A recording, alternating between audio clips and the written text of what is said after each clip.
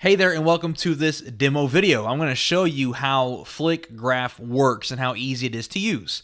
So I have the software open right now, and to get started, I'm just going to open up a nice little sample video that I have here of a waterfall. And the entire video, as you can see, we have the waterfall going down, we have the rain, we have the water moving. The entire video, there's something happening, okay? What we can do here on this first bar is we can choose the video duration by adjusting these sliders. Now, in my case, the entire video is the same thing. It's the waterfall going down.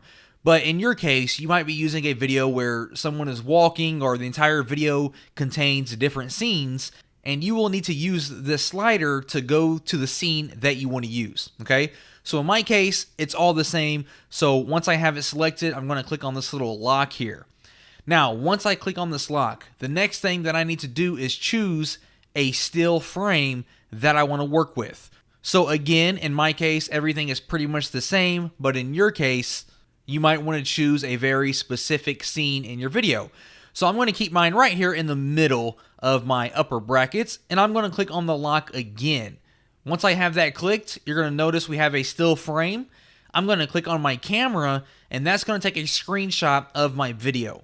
Now here's where the magic happens, and here's where we can go ahead and create our cinemagraph.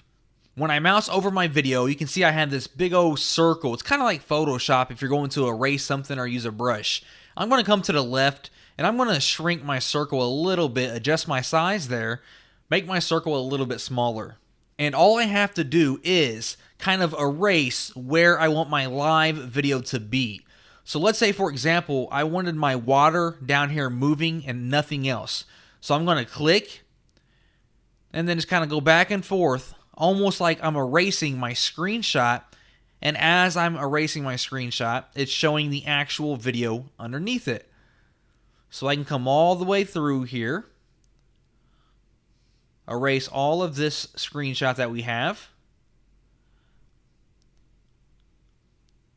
And what's happening in the background here is the video that's playing right here is going to be playing the video from this upper bracket. So we can see here the timeline, it goes to the end and then it restarts and it starts playing it again. And it's going to do that over and over for whatever section that you choose in this first part.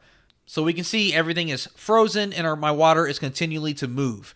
If I mess up, I can come over here and instead of erase, I can check mark this little box here and switch it over to unerase. Now I can do the same thing, but instead of making it a video, I'm now freezing it back in place to how it was. We do have some other options to adjust the opacity, the smoothness. We can select particular areas and the frame alpha. And by adjusting these, we'll kind of adjust the screenshot itself and how much of the video actually gets through. So all the way forward, you can see it's completely frozen up here like a screenshot. Now if I move it down a little bit, we can see a little bit of the animation is starting to leak in a little bit. So you can play with these settings here, find the perfect settings that you like that make the cinemagraph that you like. So let's go ahead and do this again here. Make just my water here moving, and when I'm completely done with this, I can click on export video at the top. I can export this in MP4 or GIF format. MP4 for video websites that accept videos, or GIF format for like Imgur or websites that only accept images. Either way, it's going to look the exact same way and it's going to repeat over and over again.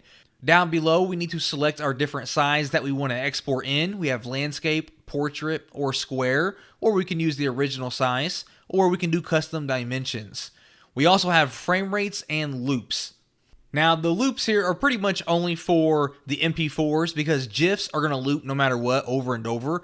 But for your MP4s, you can turn on loops to re-loop it back and forth.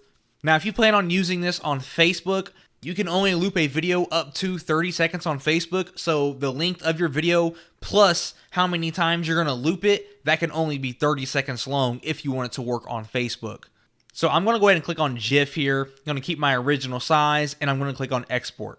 Once I do that, we can see my GIF was successfully exported, and now I can share that cinemagraph anywhere on the internet.